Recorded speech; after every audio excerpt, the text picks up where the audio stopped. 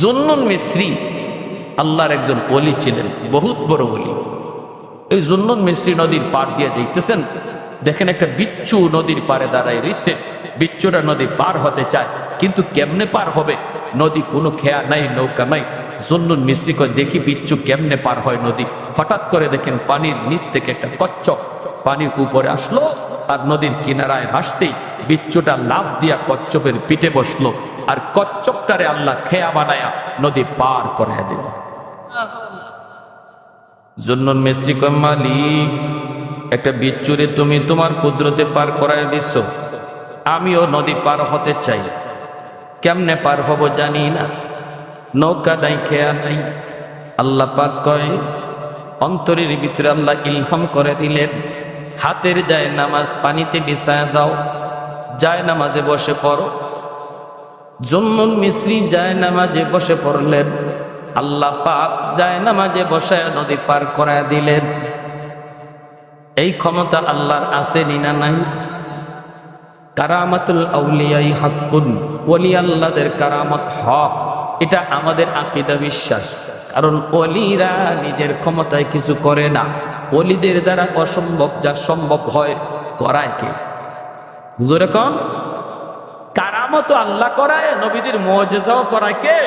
আল্লাহ। অর্থাৎ আল্লাহ যদি করায়, তাহলে আমার যুক্তি দিয়া ধরলো না, আমার যুক্তিতে বুঝে আসলো না বিদায় সেটাকে ফালায় দেওয়ার কোনো সুযোগ নাই। আমার যুক্তি যেখানে শেষ, আমার বুদ্ধি যেখানে হায়রান, সেখানেই আল্লাহর কুদরত শুরু। ঠিক না ভাই? এজন্য আমাদের সমাজে কিছু মানুষ যারা ওলি আল্লাহদের কারামত কথা বললে, ওলি আল্লাহদের কারামতের ঘটনা শুনাইলে হয় গাঁজাখুরি কথা কয়, কি কয় কি না, এটা কেমনে সম্ভব? আরে হারামি, তুমি তো নিজেই বুঝো না, এটা তো ওলিদের নিজের ক্ষমতা না, ওলিদের কারামতটাও করায় কে? আল্লাহ। যদি আল্লাহ করায়, তাহলে এখানে তোমার হয় রান হইয়া এটা অস্বীকার করার কোনো সুযোগ নাই। কোন সুযোগ আছে? হ্যাঁ আমার ভাইয়েরা, বন্ধুরা, তিনি নদী পার হয়ে গেছেন, পার হইয়া এবার বিচ্ছুটার পিছনে পিছনে দৌড়তেছেন। কোন দিকে যায় একটু দেখতে মন চায়। হঠাৎ করে দেখেন হাওরের মাঝখানে একটা গাছ, গাছের নিচে একটা যুবক মনের আনন্দে ঘুমাইতেছে। আর যুবকটারে দেখে এই বিচ্ছুটা ধর রওনা দিছে। আল্লাহ ওলি জুন্নুন মিসরি ইনিও পিছনে পিছনে দৌড় শুরু করলেন। আইসা দেখেন যুবকের মাথার পাশে একটা বিশাল বড় সাপ, বিষাক্ত একটা সাপ ফনা ধরে আছে, যুবককে দংশন করবে। সাথে সাথে বিচ্ছুটাই সেই লাফ দিয়া সাপের মাথায় বসলো, বইসে সাপটারে কামড় দিল। মুহূর্তের ভিতরে সাপটা মরে গেল। এইবার জুন্নুন মিসরি যুবককে ডাক দেন, যুবক ঘুম থেকে উঠো। এই যুবক মাথার পাশে কি ঘটে গেল? আমরা তো আল্লাহর উপরে 100% ভরসা করতেই পারি না, ঠিক না?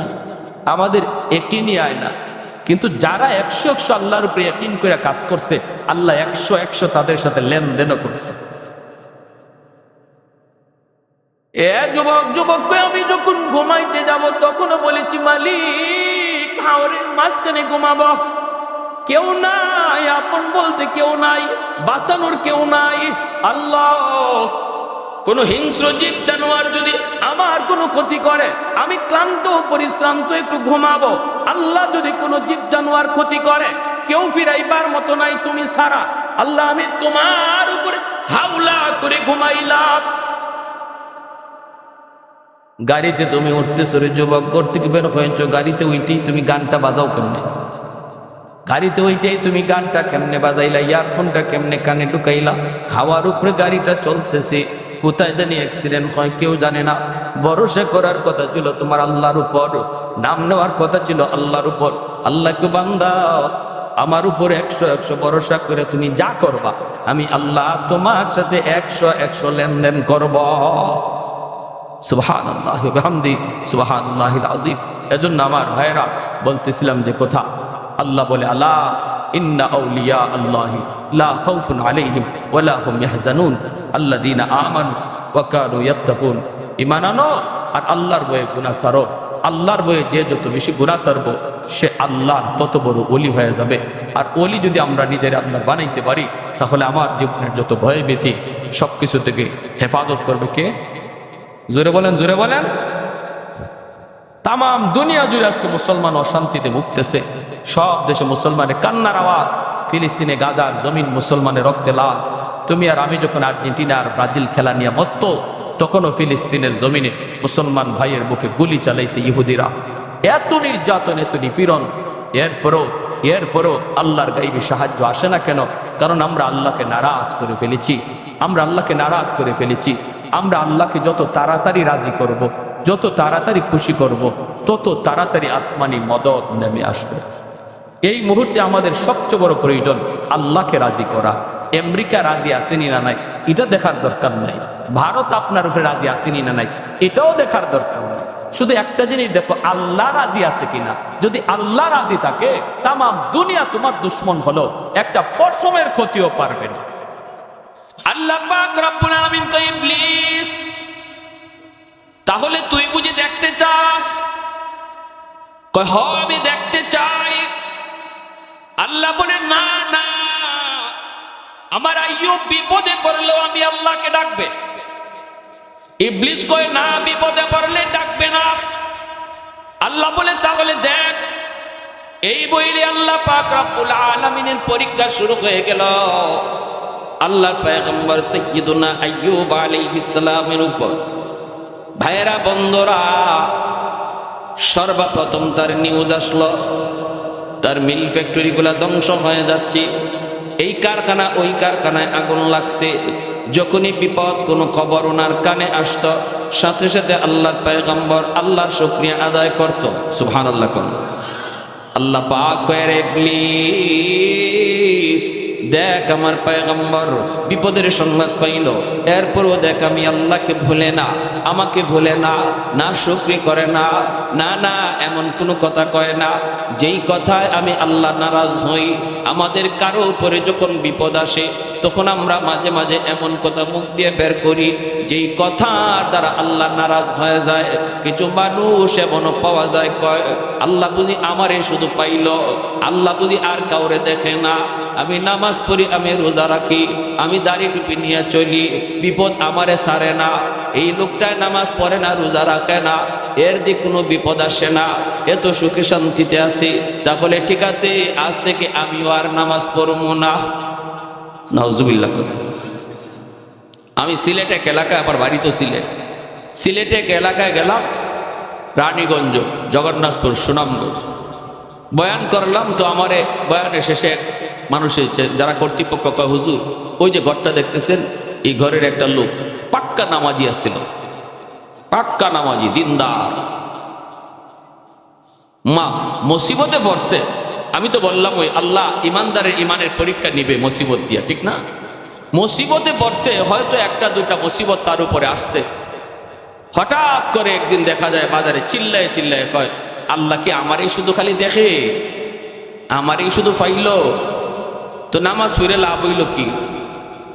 আল্লাহর বন্দেগী কইরা লাভ হইল কি যদি খালি আল্লাহ আমারই বিপদ দেয়? যে নামাজ পড়ে না হেইদি ভালো আছে। নাউজুবিল্লাহ করলাম। ইয়ে হালাল হারাম মানে না, সুদ খায়, ঘুষ খায়, হেইদি ভালো আছে। এই কথা বলতেছে, মানুষ বলতেছে, ভাই এই কথা কয় না, কয় রাখ, কয় না, আমি কম বুঝি না। এই কথা কইয়া মুরতাদ হয়ে গেছে, একদম মসজিদ সারা হয়ে গেছে, দাড়িটা পর্যন্ত ফলাই দিছে। নাউজুবিল্লাহ। জোরে হুজুর, আমরা দেখছি কিছুদিনের ভিতরেই তার শরীরে পচন শুরু হয়েছে, হাত পা, এমনকি নবীর সুন্নত যে দাড়িটা ছিল, এই দাড়িটা কাটার কারণে পুরা মুখটা তার ফুচে গেছে, পুরা মুখ পচন ধরছে।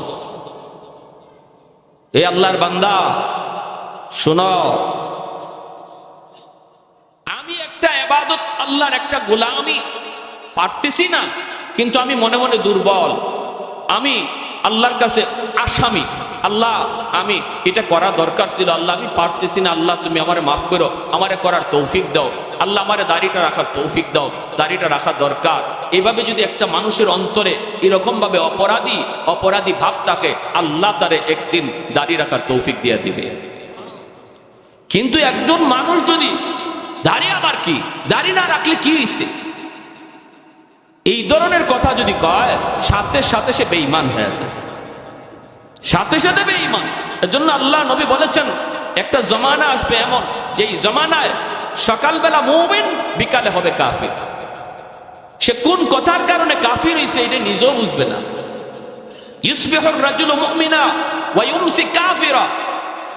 আল্লাহ নবী বলেন সকাল বিকালে তার ঈমান উলটপালট হবে, সে বুঝবে না এই ধরনের কথার দ্বারা।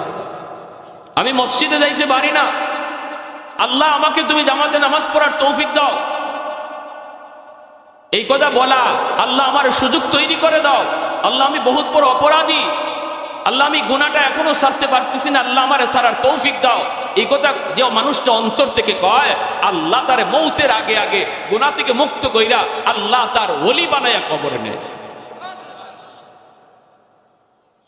আর গাউরামি করলে এর মরণ হয় বেঈমানের হালতে। এজন্য ইসলামের কোন বিধান নিয়ে গাউরামি করা যাবে না, বা কেউ করতেছে তার টিটকারি করা যাবে না। দাড়িওয়ালা একজন মানুষ ভুল করতে পারে, কিন্তু যদি আমি বলি ইজাদ দাড়ি রেখে কি হইতো, দাড়ি রেখে মিথ্যা কথা কয়, আপনি দাড়ির উপরে কথা বললেন কেন? এইরকম দাড়ি রেখে কি হইতো, এইরকম নামাজি হয়ে কি হইতো, এই ধরনের কথা বলার দ্বারা ওই যে নবী বলছেন সকালে ছিল ইমানদার, বিকালে হয়ে গেছে কাফির। বুঝে আসছে ভাই? বুঝছেন? একজন আলিম ভুল করতে পারে, একজন আলিম ভুল করতে পারে, কিন্তু আলিমের ভুলের কারণে যদি কেউ খায়, মোল্লা মুন্সি হইয়া কি হইতো? মোল্লা মৌলবী একটাও ভালো না, মৌলবী জাতি ভালো না। তাহলে ওইব কি জানেন? রাইসুল মুফাসসিরিন আব্দুল্লাহ ইবনে আব্বাস রাদিয়াল্লাহু তাআলা এই উম্মতের ভিতরে যিনি সবচেয়ে বড় মুফাসসির ছিলেন, যিনি আল্লাহর কালাম সবচেয়ে বেশি বুঝছেন, আমার নবীর আপন চাচাতো ভাই রাইসুল মুফাসসিরিন আব্দুল্লাহ ইবনে আব্বাস রাদিয়াল্লাহু তাআলা আনহু বলেন, এ যত বড় হাজী হোক, যত বড় নামাজি হোক, মরণের সময় বেঈমান হইয়া মরবে। আর কবরে রাখার পরে তার মুখটা যদি মানুষ কিবলামুখী কইরাও রাখে, আমি চ্যালেঞ্জ দিয়া বললাম, আমি আব্দুল্লাহ চ্যালেঞ্জ দিয়া বললাম, কবর খুদো, এখন দেখো তার চেহারা অটোমেটিক কিবলা থেকে ঘুরে গেছে, কিবলা থেকে ঘুরে গেছে। যারা উলামায়ে কেরামের উপরে, আলিম সমাজের উপরে খারাপ ধারণা রাখে, আব্দুল্লাহ ইবনে আব্বাস বলেন, আমি আব্দুল্লাহ কসম করে বলি, তোমরা তার কবর খুঁজো, দেখবা পশ্চিম দিকে তার কিবলা নাই, তার মুখ নাই, তার মুখ অটোমেটিক ঘুরে গেছে কিবলা থেকে। সাবধান। এজন্য আমার ভাইয়েরা, বন্ধুরা, কথা বলতে হিসাব করে বলতে হবে। জবান যত কম চালাবো তত মুক্তি পাবো। মান সামাতা নাজা, যে কথা কম বলবে সে তত মুক্তি পাবে, যে কথা তত বেশি বলবে সে তত বেশি ধরা খাবে।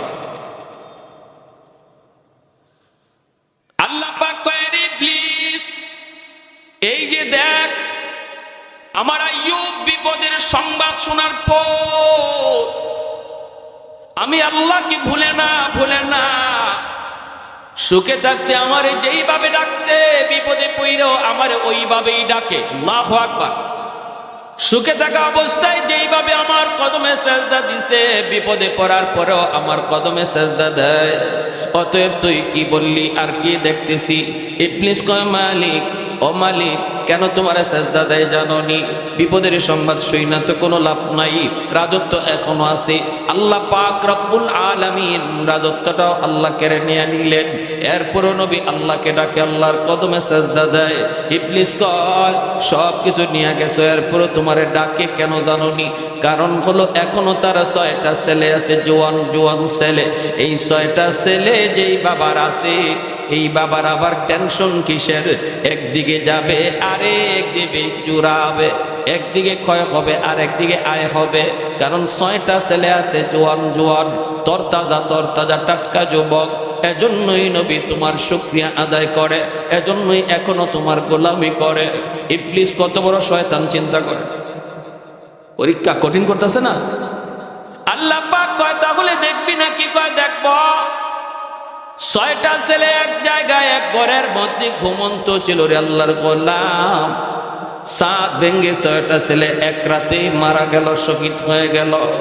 6টা ছেলে মৃত্যুর সংবাদ যখন নবীর কাছে আয়, বাবার কাছে যখন সন্তানের মৃত্যু সংবাদ আসে, পৃথিবীতে এর চেয়ে বড় কষ্টের কোনো সংবাদ হয় না। যেই বাবার কাঁধে সন্তানের লাশ ওঠে, পৃথিবীতে এর চেয়ে ভারী কোনো বোঝা হয় না। এই বাবাই শুধু বুঝে এই বোঝাটা কত ভারী।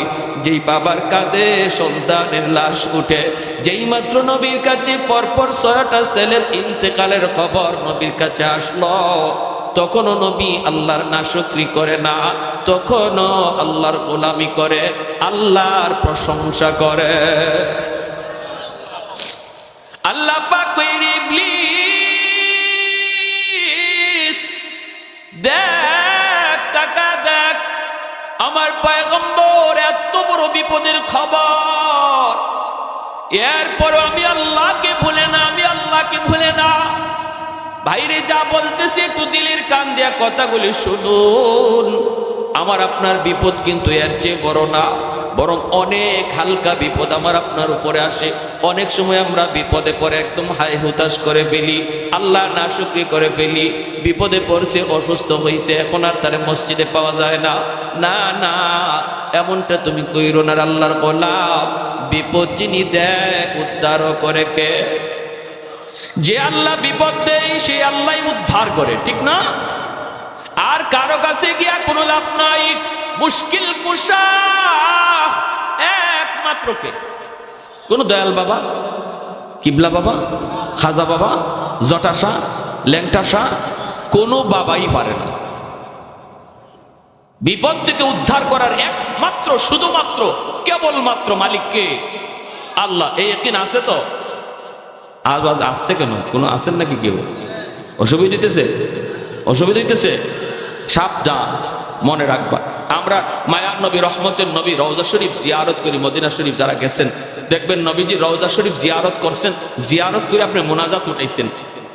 এখন চাইতেছেন আপনি বিপদ আপদ আছে, এগুলো আল্লাহর কাছে চাইবেন, হাত উঠাইছেন। আমাদের চোখের সামনে আমরা দেখছি নবীজি রওজার পাশে গিয়া নবীরে সালাম দিয়া জিয়ারত করে হাত উঠাই দিছে রওজার দিকেই। সাথে সাথে ওই এলাকার সৌদি পুলিশরা, সৌদি মুতু যারা, আলেম উলামা যারা, তারা আইসা অত্যন্ত আদবের সাথে তার দেহটারে ঘুরায় দেয়। মুনাজাত করা অবস্থায় আরবিতে কয়, ভাই এই জায়গা নবীকে শুধু সালাম দেওয়া তোমার দায়িত্ব, চাওয়ার জায়গা রওজা না, চাওয়ার জায়গা হলো বাইতুল্লাহ। জোরে কোন সুবহানাল্লাহ। চাওয়ার জায়গা কোথায়? বাইতুল্লাহ।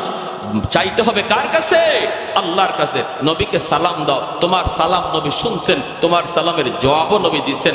এইবার চাইবা যা নবীর কাছে না, চাইবা আল্লাহর কাছে। আর আমি আপনাকে দয়াল বাবার কাছে, বাবা বাবা, বাচ্চা হয় না, বাচ্চা হয় না, খালি মাইয়া হইতেছে, পোলা হয় না। হাই হাই হাই হাই।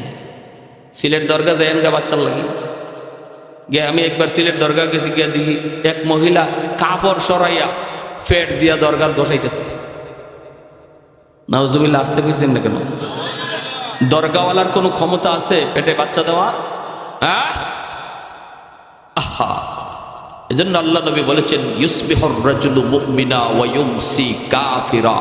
এমন এক জমানা, এমন এক যুগ আসবে যেই যুগে সকালে হবে মুমিন, বিকালে হবে কাফির। আল্লাহ আমাদেরকে এই সমস্ত কাজ থেকে হেফাজত করুন। সবাই বলি আমিন।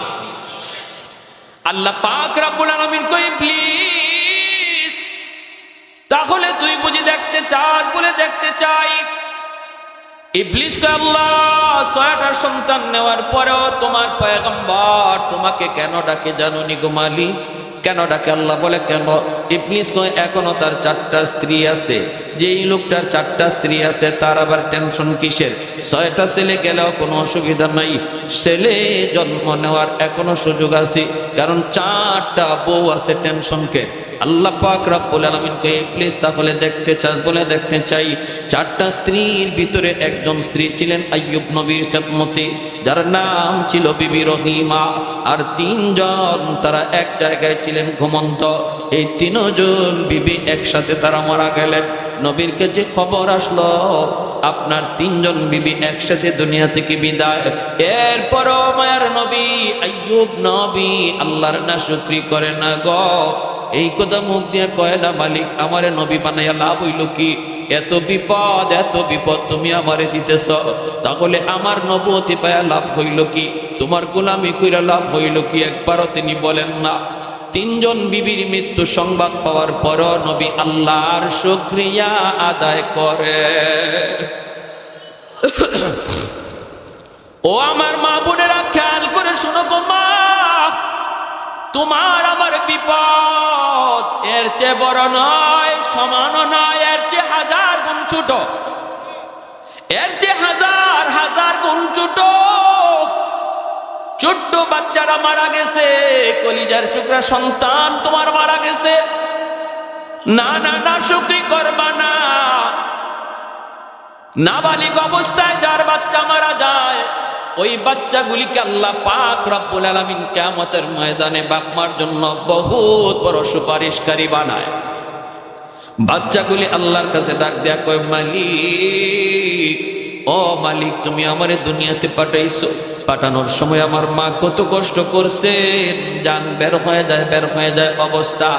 এরপরে আমি দুনিয়াতে আসলাম, এত কষ্ট আমি মাকে দিলাম, কিন্তু মার কোনো খেদমত আমি করতে পারলাম না, আমার মা ঋণ আমি শোধ করতে পারলাম না।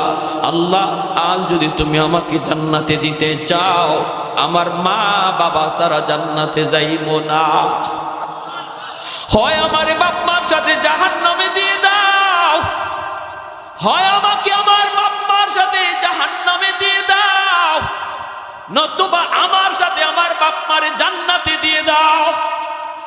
আমি আমার মা বাবা ছাড়া থাকবো না।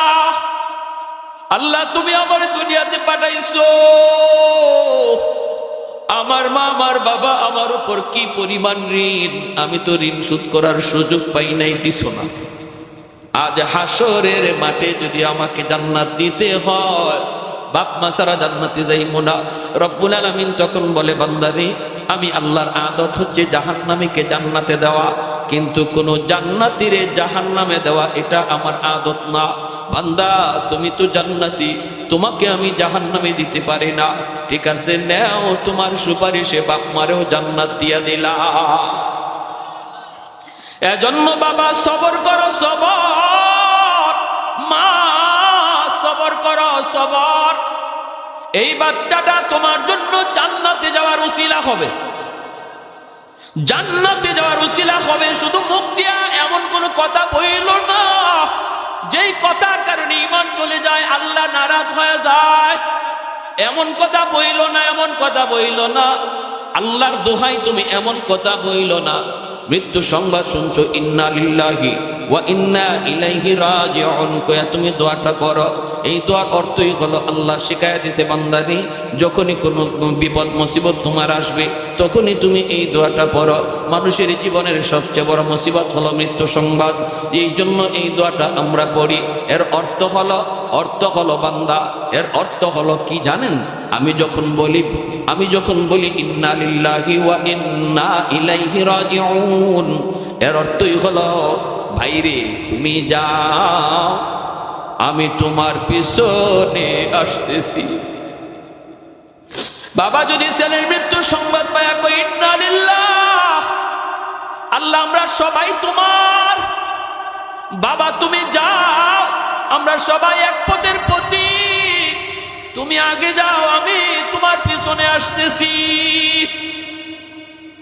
কেউ থাকার জন্য আসে নাই রে আল্লাহর গোলাম, কেউ থাকতে আসে নাই, থাকবার চেষ্টা করেও থাকা যায় না, যেতেই হবে।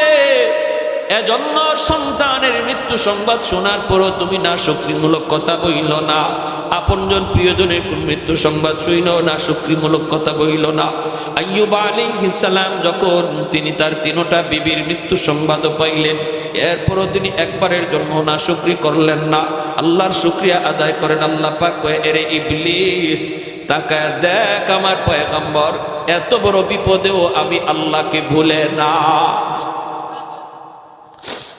ইবলিস কয়, মালিক জানোনি কেন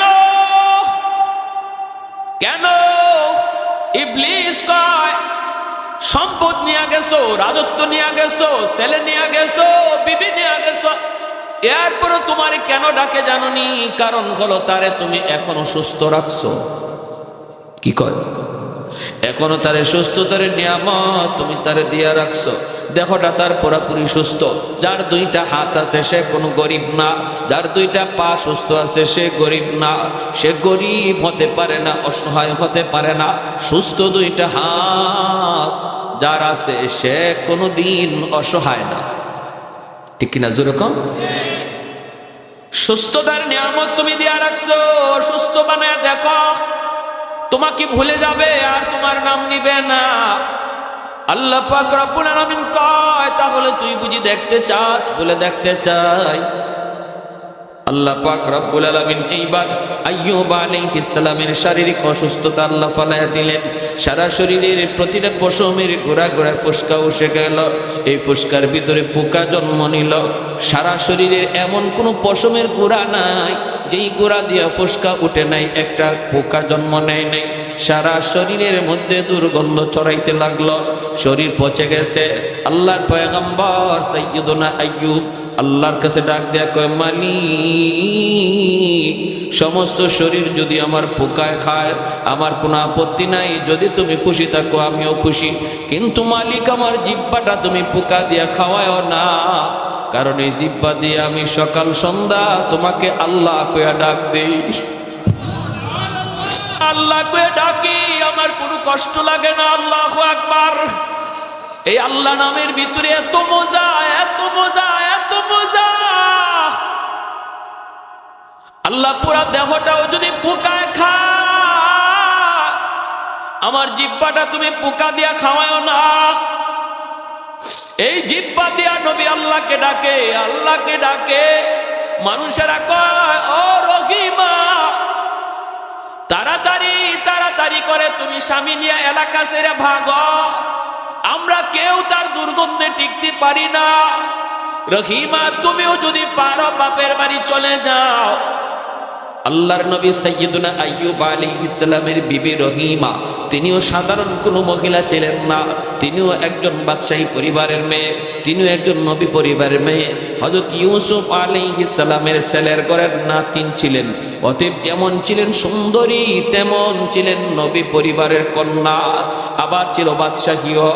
এত কিছু থাকার পরেও যখন আপনজন মানুষেরা কয়, রহিমা তাড়াতাড়ি আইয়ুবকে চাইরা তুমি ভাগো, রহিমা কান্দে আর কয়, তোমরা কি কও গো? আমার স্বামী যদি রাজি থাকে আল্লাহর তৈরি জান্নাতের মেহমান আমি হব, আর যদি আমার স্বামী নারাজ থাকে আমার আমল লইয়াও জান্নাত পাব না।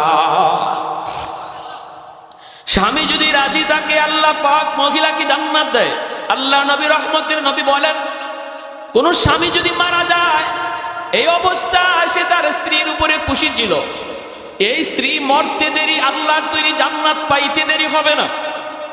অথবা কোন স্ত্রী যদি আগে মারা যায় আর স্বামী যদি তার উপরে সন্তুষ্ট থাকে, নবী বলেন মরতে দেরি জান্নাত পাইতে দেরি নাই। সুবহানাল্লাহ, জোরে বলেন। এজন্য মায়ার নবী, দয়ার নবী বলেন, মহিলাদের জন্য নবী বলেন, মা বোনদের জন্য আমার নবী বলেন, চারটা জিনিসের হিসাব যদি কোনো মহিলা আল্লাহকে দিতে পারে, আল্লাহ পাক তার জন্য জান্নাতের সবগুলি দরজা আল্লাহ ওপেন করে দিবে আর বলবে যে কোনো জান্নাত দিয়ে তুমি ঢুকো। আইয়ুমা ইমরাতিন ইদা সাল্লাত খামসাহা ওয়া সামাত শাহরাহা ওয়া হাফিজাত ফারজাহা ওয়া আতাআত বালাহা। এক নম্বরে নবী বলেন, নামাজের হিসাব যদি আল্লাহর কোনো বান্দি আল্লাহকে দিয়ে দেয়। দুই নম্বরে রোজার হিসাব যদি আল্লাহকে দিয়ে দেয়। তিন নম্বর হলো সে তার সতীত্ব যদি হেফাজত করে, পর্দা যদি শরীফ পর্দা মাইনা চলে। চার নম্বর হলো যদি সে স্বামীর খুশি রাখে, স্বামীর কথা মতো চলে। মায়ার নবী, দয়ার নবী বলেন, এই মহিলা জান্নাতের যে কোনো দরজা দিয়ে ঢুকবে, কেউ তারে বাধা দিবে না। এজন্যই মায়ার নবী বলে, মহিলাদের জন্য জান্নাতে যাওয়া সহজ, পুরুষের তুলনায় মহিলাদের জন্য জান্নাতে যাওয়া সহজ। কারণ মহিলাদের হিসাব হলো কম, মাত্র 4 কাজের হিসাব। একজন পুরুষের 4 কাজের হিসাব শুধু নয়, অনেকগুলি হিসাব একজন কেমন পুরুষকে দেওয়া লাগবে, কেমনে তুমি সংসার চালাইছ, কেমনে আয় করছো, কেমনে ব্যয় করছো, সমাজের মানুষের সাথে কেমনে চলছ, প্রতিবেশীর হক তুমি আদায় করলা কিনা, জুম্মার নামাজে গেছো কিনা, জিহাদের ডাক আসলে জিহাদে গেলা কিনা। হিসাব কিতাব অনেকগুলি দেওয়া লাগবে, অনেক পুরুষকে দেওয়া লাগবে, কিন্তু মহিলার উপরে এত কোনো প্রশ্ন নাই। ঘরের টাকা কেমনে আসলো, কেমনে ব্যয় হলো, আল্লাহ কোনো মহিলাকে আল্লাহ জিগাবে না, জিগাবে পুরুষকে। এর জন্যই মায়ার নবী বলেন, মহিলারা দুনিয়াতে আল্লাহর ওলি হওয়ার লাইনে, আল্লাহর ওলি হওয়ার লাইনে পুরুষের চেয়ে অর্ধেক পথ আগায় থাকে, অর্ধেক পথ আগায় থাকে। পুরুষ যদি 100 মার্কের মধ্যে 100 মার্কই কামাই করতে হয় পুরুষের আল্লাহর ওলি হওয়ার জন্য, কিন্তু মহিলাকে আল্লাহ পাক রব্বুল আলামিন 100 মার্ক কামাই করতে আল্লাহ বলে না। আল্লাহ কয় মহিলাদেরকে, মা বোনেরা, আল্লাহর নবী জানাইছেন তুমি মাত্র 50 মার্ক কামাই করবা, আর 50 নাম্বার আল্লাহ তোমাকে দয়া কইরা দিয়া দিছে। শুধু মহিলা হওয়ার কারণে আল্লাহ মহিলাকে নিজে দয়া কইরা 50 নাম্বার দিয়া দিছে জন্মসূত্রে, আর বলছে তুমি বাকি 50 নাম্বার কামাই করো, মাত্র 4 কাজের হিসাব দাও। এরপর নবী বলেন জাহান্নামে আমি মহিলাদেরকে বেশি দেখেছি। জান্নাতে যাওয়া মহিলাদের জন্য সহজ, এরপর নবী কয় মেরাজের রজনীতে আমি জাহান্নামে মহিলাদের সংখ্যা বেশি দেখছি। ইয়া মাশারান নিসা তাসাদ্দাকনা, মেরাজের সফর থেকে নবী আসার পরেই মহিলাদেরকে ডাক দিয়ে নবী বলেন, মা বোনেরা কোথায় আছো, তাড়াতাড়ি করে তোমরা জমা হও, কারণ তোমাদের জন্য খারাপ খবর, আমি জাহান্নামে তোমাদেরকে বেশি দেখছি। অতএব তোমরা বেশি বেশি করে আল্লাহর রাস্তায় দান করো। আল্লাহর রাস্তায় মা বোনদেরকে মায়ার নবী বলছেন তাসাদ্দাকনা, তোমরা বেশি বেশি করে দান করো, আল্লাহর গুসা থামাও। আল্লাহর রাস্তায় দান করলে আল্লাহর গুসা থেমে যায়, আল্লাহর রাগ থেমে যায়, আল্লাহর গুসার মধ্যে পানি ডালা হয় যদি কেউ আল্লাহর রাস্তায় দান করে। এজন্য নবী কয় মহিলারা বেশি বেশি করে দান করো। শাড়ি তোমার 5টা আছে, একটা শাড়ি গরিবরে দিয়া দাও, দিয়া দাও। নামাজ পড়তে পারে না আল্লাহর এক বান্দি, কাপড় নাই, তোমার তো 5টা 6টা ব্রিফকেসের ভিতরে এমনি পরে আছে আল্লাহর বান্দি, ঈদে আর শাড়ি কেনার দরকার নাই, ঈদের দিনে ব্রিফকেস কইলা নতুন শাড়িটা একজন গরিবকে দান করো। নবী বলেন এইভাবে মা বোনরা যদি দান সদকা বাড়ায়, আমি নবী বললাম তার আর জাহান্নামে যাওয়া লাগবে না, আল্লাহ জান্নাতের মেহমান বানাবে। ঠিক কিনা? রহিমা তুমি চলে যাও। তিনি বলেন না, তোমাদের নাকে দুর্গন্ধ লাগলেও আমার স্বামীর গায়ের দুর্গন্ধ আমার নাকে লাগে না, আমি দুর্গন্ধ টের পাই না, টের পাই না। আমার স্বামীর খেদমত ছেড়ে আমি কোথাও যাব না, যাব না। ও আমার মা বোনেরা একটু খেয়াল করে শোনো, স্বামীর খেদমত কেমনে করতে হয়। স্বামীরে খুশি করার দ্বারা আল্লাহ তোমার উপর খুশি হয়, আল্লাহু আকবার জোরে কর। কিন্তু সেটা হালাল পথে, হারাম পথে নয়। স্বামী যদি কয় মার্কেটে চলো বুরকা ছাড়া, এটা তুমি স্বামীর সাথে প্রোডাকশন করো, তুমি কইরো স্বামী গো বোরকা ছাড়া বেপরদায় আমাকে তুমি বের কইরো না। স্বামী যদি কয় আমার দুষ্ট আইছে, তুমি চাল হয়ে যাও, তুমি পরিষ্কার বইলা দিও স্বামী গো তোমার দোস্তের সামনে যাওয়া আমার জন্য হারাম। ঠিক না? শহরে আছে, গ্রামে একটু কম। শহরে তো ও আল্লাহ, দোস্ত যদি আয়, ফ্রেন্ড যদি আয়, তাহলে ম্যাডাম গেসা দে। হাই হাই, এই সমস্ত পুরুষদের রুচি, এটা যে কি পরিমাণ ফসা হইছে, এরা যে কেমন ফসা আর দুর্গন্ধ এদের রুচির মধ্যে। নিজের বউটারে যখন পরপুরুষের সামনে ইচ্ছা করে পাঠায়, অবাক লাগে। বের হইছে নিজের স্ত্রীরে বেপরদায় লইয়া বের হইছে, তার ভালো লাগে। তার স্ত্রীরে দেখিয়া আরো 10 জনে কইতেছে ও খুব সুন্দর, তার ভালো লাগে। এই ধরনের মানুষ, এর রুচি ভালো না ফসা? জোরে কন। এটা গান্দা, এটা এই রুচিটা কি? এটা গান্দা, গান্দা রুচি। আমার স্ত্রীকে নিয়ে কেউ ভাববে, আমার মেয়েটারে নিয়ে কেউ কল্পনা করবে, আর আমার কাছে ভালো লাগবে, এই যদি হয় কোনো বাবার অথবা কোনো স্বামীর ইচ্ছা, তাহলে বলতে হবে যে এর রুচি শুধু ফসানা, গান্দা রুচি, দুর্গন্ধ ধরছে। এবং হাসরের মাঠে আল্লাহর আদালতে সে যত বড় হাজি হোক, যত বড় নামাজি হোক, আল্লাহর আদালতে সে ধরা খেয়ে যাবে তার স্ত্রীকে বেপরদায় চালানোর কারণে, মেয়েকে বেপরদায় চালানোর কারণে, অধীনস্থ বোনকে বেপরদায় চালানোর কারণে এই ভাই, এই বাবা, এই স্বামী আল্লাহর আদালতে কাঠ করায় দাঁড়াবে। আল্লাহ বলবে, তোমার নামাজ লইয়া তো তুমি জান্নাতে যাওয়ারই কথা, আগে স্ত্রীর হিসাব দাও, স্ত্রীরটাও তোমার হিসাব দিতে হবে, মেয়ের হিসাবটা আগে বুঝাও, বোনের হিসাবটা আগে বুঝাও, এরপরে তোমার হজ লইয়া, তোমার নামাজ লইয়া তুমি জান্নাতে যাও। সম্ভব? হ্যাঁ? এজন্য ঘরের মেয়ে, ঘরের স্ত্রী, ঘরের বোনদের পর্দার মধ্যে রাখা দরকার, আসেনি না নাই? আসেনি না নাই? আল্লাহ নবী, রহমতের নবী বলেন, সালাসাতুন কাদ হারামাল্লাহু আলাইহিমুল জান্নাহ, মুদমিনুল খাম ওয়াল আক ওয়াদ দায়ুস আল্লাযী ইউকিররু ফি আহলিহিল খুবুস। তিন ব্যক্তির জন্য জান্নাত হারাম, জান্নাত হারাম হয়ে যায় তিন ব্যক্তির জন্য। মুদমিনুল খাম, যে মদ খায়, ওয়াল আক, যে বাপ মার অবাধ্য, তার জন্য জান্নাত হারাম। তিন নম্বরে নবী বলেন, ওয়াদ দায়ুস আল্লাযী ইউকিররু ফি আহলিহিল খুবুস, ওই পুরুষ, যে পুরুষ তার ঘরে ইসলাম বিরোধী কাজ হইতেছে দেখার পরেও বাধা দেয় না। ঘরের অধীনস্থ মানুষগুলি আল্লাহকে নারাজ করতেছে, মেয়েটা বেপরদায় বের হয়, বাবা দেখে, এরপরও বাধা দেয় না। স্ত্রী বেপরদায় ঘুরে, এরপরও বাধা দেয় না। ঘরের মধ্যে নাচ গান চলে, ঘরের মধ্যে আল্লাহকে নারাজ করার অনুষ্ঠান চলে, এরপরেও যে অভিভাবক বাধা দেয় না, নবী বলেন সে পুরুষ দায়ুস, সে হলো পুরুষ দায়ুস, তার জন্য জান্নাত হারাম। তার জন্য কি জান্নাত?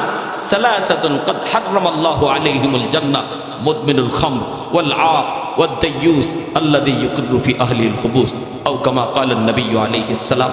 এজন্য সাবধান, আমরা যারা অভিভাবক, আমার নামাজ লইয়েই যে আমি জান্নাতে চলে যেতে পারবো, মোটেও না, মোটেও না।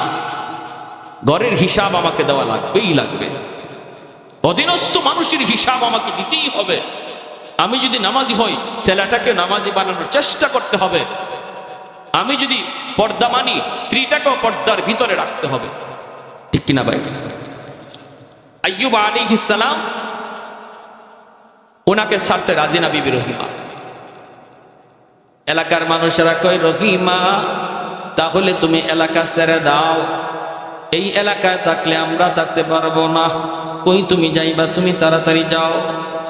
বিবি রহিমা স্বামীকে নিয়ে তিনি ধরে ধরে, সাইয়্যিদুনা আইয়ুব আলাইহিস সালাম, তিনি তো হাঁটা চলাও করতে পারেন না, স্ত্রীকে ধইরে ধইরে তিনি ঘর থেকে বের হয়ে যাচ্ছেন। রে যুবক, যেই মানুষটা ছিলেন এক সময় এই এলাকার বাদশাহ, এই এলাকার রাজা, কোনো কিছুর অভাব তার ছিল না, আজ তার ঘরে পর্যন্ত জায়গা হয় না, ঘর থেকে বের হয়ে যাইতে হচ্ছে। এলাকার মানুষ, প্রতিবেশী কেউ তারে থাকতে দেয় না, রাস্তায় চলে গেলেন স্বামীকে নিয়া। পথিকেরা কয়, রহিমা রাস্তায় তুমি যাইকো না, আমরা এই রাস্তা দিয়ে হাঁটাচলা করি, যদি রাস্তায় তুমি অবস্থান করো, আমরা দুর্গন্ধের কারণে রাস্তা দিয়ে হাঁটতে পারি না। আল্লাহর পয়গম্বর সাইয়্যিদুনা আইয়ুব আলাইহিস সালামকে নিয়ে বিবি রহিমা তিনি চলে গেলেন মাঠে। মাঠে চলে যাওয়ার পর কৃষকেরা দৌড়ে আসছে। কৃষকেরা আয়া কয়, রহিমা গ, এখানে মাঠে যদি অবস্থান করো তাহলে আমরা কাম কাজ করতে পারবো না, তুমি অন্যত্র কোথাও চলে যাও। তাম পৃথিবীটা যেন ছোট হয়ে আসলো। যেই মানুষটা এই এলাকার এক সময় রাজত্ব করতেন, আজ তার কোথাও জায়গা হয় না রে। ঘরে জায়গা নাই, রাস্তায় জায়গা নাই, মাঠেও জায়গা হয় না। আল্লাহর বান্দি স্বামীকে নিয়ে তিনি জঙ্গলের দিকে রওনা দিলেন। জঙ্গলের কাছে যায় দেখেন একটা ডাস্টবিন। এলাকার মানুষেরা এই জায়গায় ময়লা ফালায়, এই ডাস্টবিনের কাছে অনেক দুর্গন্ধ, ডাস্টবিনের দুর্গন্ধ। বিবি রহিমা মনে মনে ভাবতেছে, স্বামী গ, ও স্বামী, কোথাও তো জায়গা হয় না, কেউ থাকতে দেয় না, বসতে দেয় না। আমার তো মন বলে এই ডাস্টবিনের কাছে আমরা থাকার অবস্থান করি, কারণ এই জায়গা দিয়া ডাস্টবিনের দুর্গন্ধের কারণে কেউ আসে না, কেউ যায় না। অতএব যদি আমরা এই জায়গায় অবস্থান করি, কেউ সরাবে না। স্বামীকে নিয়ে ডাস্টবিনের কাছেই তিনি থাকার ব্যবস্থা করলেন, এই জায়গায় তিনি থাকবার ব্যবস্থা করলেন। স্বামী তিনি তো আল্লাহর পয়গম্বর, তিনি তো শুয়ে থাকেন। এরকম কোন রকম একটা ঝুপড়ির মতো বানাইয়া স্বামীকে নিয়ে তিনি এই জায়গায় থাকেন। ভাইয়েরা বন্ধুরা, দিনের বেলা মানুষের এলাকায় যায় তিনি কাজ করেন, কাজের বিনিময়ে তিনি কিছু খাবার সংগ্রহ করেন স্বামীর জন্য। এলাকার মধ্যে যান, কাম কাজ কইরা কিছু খানা হালুয়া পাকা স্বামীকে খাওয়ান। চামচ দিয়া খাওয়াইতে পারেন না, চামচটা যদি টুটে লাগে পয়গম্বর চিৎকার করে হাওমা করে কান্দা উঠে, কারণ টুটটা পর্যন্ত নাই, পোকায় খায়া শেষ করে ফেলছে। দাঁতের জামিটা পর্যন্ত নাই, পোকায় খায়া শেষ করে ফেলছে। যদি চামচ দিয়া খাওয়ান তাহলে ব্যথা পান। হাতও তিনি লাগাইতে পারেন না। একদিন হাত লাগাইছেন, আঙ্গুলের নখটা যেই মাত্র এই জামির মধ্যে লাগছে, নবী চিৎকার করে উঠছেন। সাথে সাথে বিবি রহিমা চোখ দিয়ে পানি ধরে কান্দের কই, স্বামী গো কেমনে খাওয়াবো গো স্বামী। এই বইলেই তিনি তার জিহ্বাটা বের করলেন। বিবি রহিমা জিহ্বাটাকে তিনি বের কইরা জিহ্বাটার মধ্যে হালুয়া লইয়া এই জিহ্বারে চামচ বানাইয়া স্বামীর মুখের ভিতরে হালুয়া ঢুকায় দেন। ও আমার মা বোনেরা, একটু খেয়াল করে শুনো, স্বামীর খেদমত কাকে বলে গো মা? কেমনে আল্লাহকে রাজি করা যায়, কেমনে আল্লাহরে খুশি করা হয়? নিজের জিহ্বাটারে চামচ বানাইয়া এই জিহ্বা দিয়া হালুয়া স্বামীর মুখের ভিতরে ঢুকান। একদিন জিহ্বার মধ্যে একটা পোকায় কামড় মারছে। হঠাৎ করে বিবি রহিমা চিৎকার দিয়া যন্ত্রণায় মাটিতে পড়ে গেছেন। আর তিনি ডাক দিয়া কান্দেন আর বলেন, স্বামী গো একটা পোকার কামড় আমি সইতে পারলাম না। এতগুলি পোকার কামড় আপনি কেমনে সইতেছেন গো স্বামী? কেমন করে আপনি সইতেছেন, কেমন করে সইতেছেন? বাইরে 13টা বৎসর এইভাবে চলে গেল, এই ডাস্টবিনের পাশেই 13টা বৎসর হয়ে গেল। 13 বৎসরের মাথায় যখন পোকায় তার জিহ্বার মধ্যে কামড় মারল, তখন তিনি আল্লাহর কাছে বলতেছেন, স্বামী গো ও স্বামী 13টা বৎসর হয়ে গেছে তুমি এইরকম অসুস্থ, আমিও মানুষের বাড়ি থেকে কাম কইরা কইরা তোমার খানার ব্যবস্থা করি, এমন পোকা যন্ত্রণা, পোকার কামড় সহা যায় না। ও স্বামী একটু আল্লাহর কাছে বলো না, আল্লাহ যেন তোমার এই বিপদ দূর করে, আল্লাহ যেন তোমার সুস্থ করে দেয়। এই কথা বলা মাত্রই আইয়ুব আলাইহিস সালাম কয়, না গো বিবি, আমি এমন কথা আল্লাহর কাছে বলতে পারবো না। কারণ হলো আল্লাহ যদি আমাকে জিজ্ঞেস করে, আইয়ুব 70 বছর পর্যন্ত আমি আল্লাহ তোমার সুস্থ রাখলাম, অসুস্থ হইছো মাত্র 13 বছর, এখনো তো 70 বছরের সমানে সমানে হয় নাই, এখনই বুঝি তুমি অস্থির হয়ে গেছো। কি জবাব দিব গো রহিমা, কি জবাব দিব? 70 বছর যদি হয় তারপরে আল্লাহর কাছে বলবো, মালিক সুস্থতা আর অসুস্থতা সমানে সমানে হইছে, আল্লাহ তুমি আমাকে এখন সুস্থ করে দাও। 70 বছরের আগে আমি আল্লাহকে বলতে পারবো না। একবার গেলেন মানুষের বাড়িতে, কাম নাই পান না, স্বামীর জন্য কেমন করে তিনি খানার ব্যবস্থা করবেন, শেষ দিয়ে দিচ্ছি, বেশি না আর মাত্র 2 মিনিট।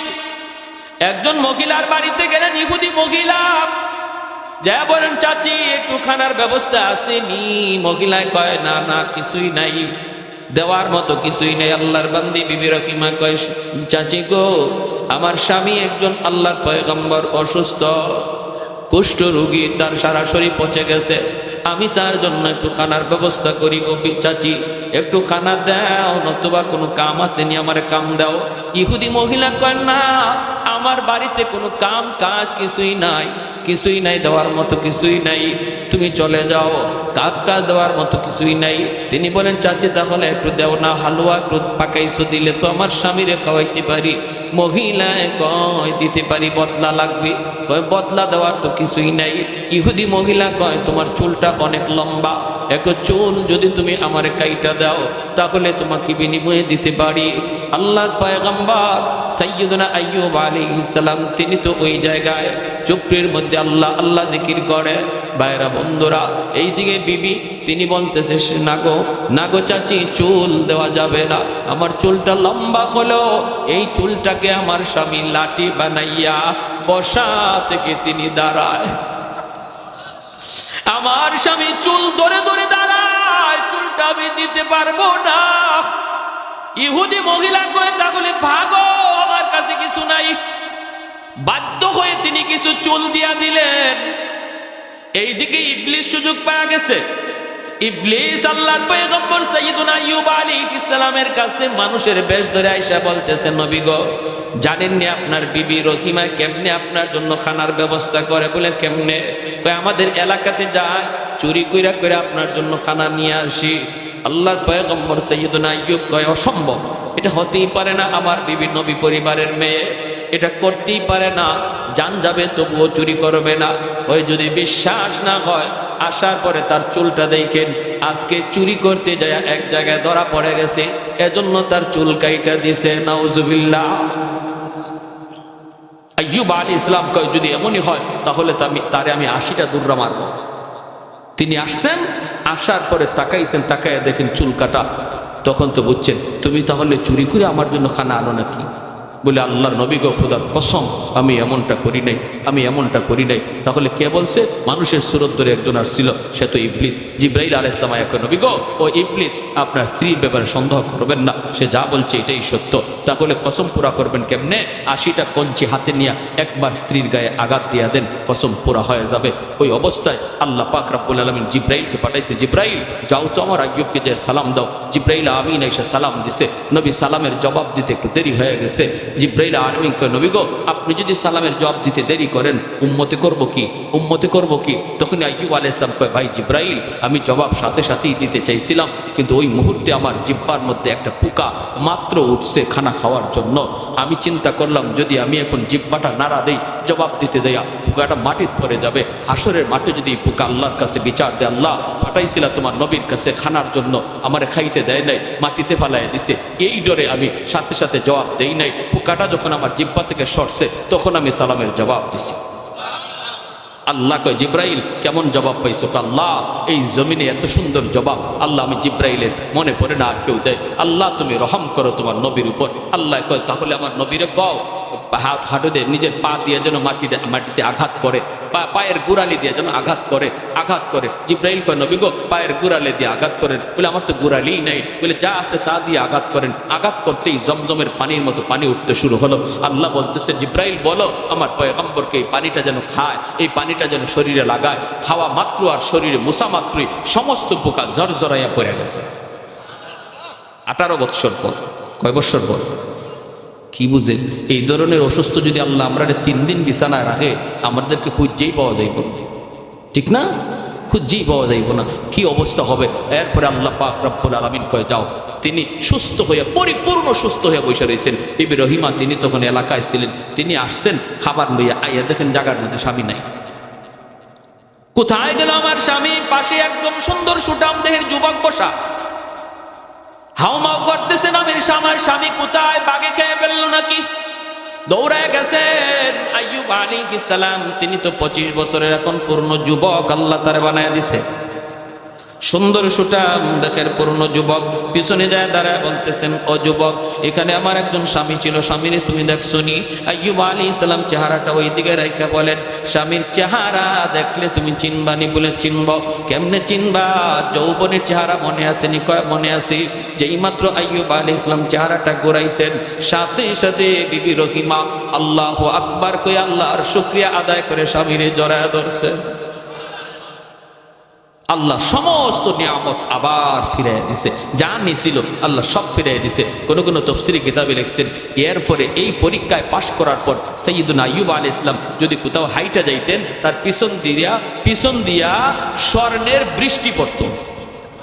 এত নিয়ামত আল্লাহ আবার ফিরাই দিছিলেন। কখন?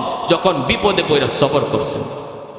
আমরাও যদি বিপদে পড়ে সবর করি, আল্লাহ বলে বাশশিরিস সাবিরিন, জানায় দাও তাদের জন্য জান্নাতের সুসংবাদ। শুধু তা না, দুনিয়াতেও আল্লাহ যা যা হারাইছি হারানোর চেয়ে আল্লাহ আরো বেশি ফিরাইয়া দিবে যদি আমরা বিপদে পইরা সমস্যায় পইরা আল্লাহর উপর সবর করতে পারি। কে সবর করে?